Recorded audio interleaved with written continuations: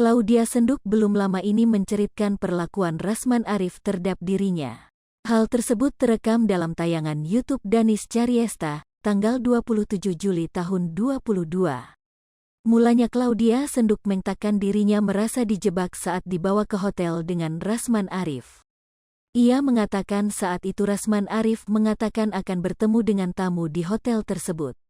Namun sampai malam tiba sang tamu yang dijanjikan oleh Rasman Arif tak kunjung datang.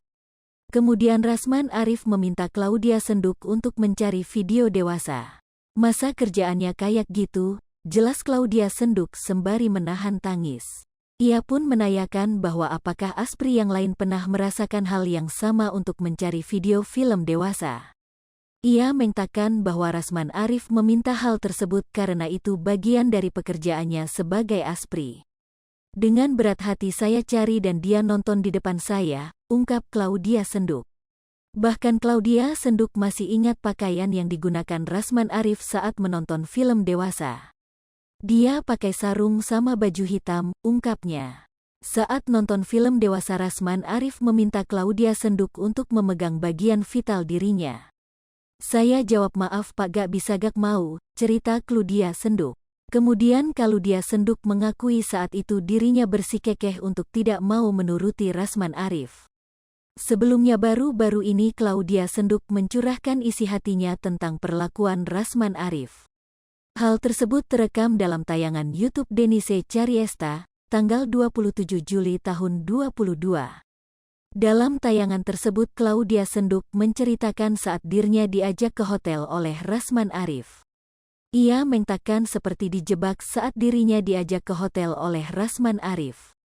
Jadi ceritanya saya diajak ke hotel pas saya lihat kuncinya cuman satu kamar, jelas Claudia Senduk. Kemudian Claudia Senduk menanyakan dirinya tidur di mana. Saya tanya saya tidur di mana, dia bilang di sini aja. Lebih besar dari nanti ada tamu kita entertain dulu tamunya, cerita Claudia Senduk. Saat menceritakan hal tersebut, Claudia Senduk langsung menangis.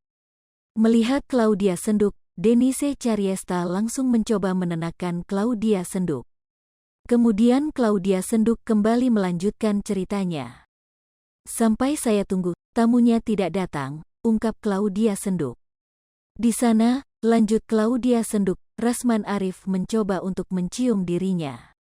Saya gak mau, terus dia curhat masalah keluarganya, ungkap Claudia Senduk.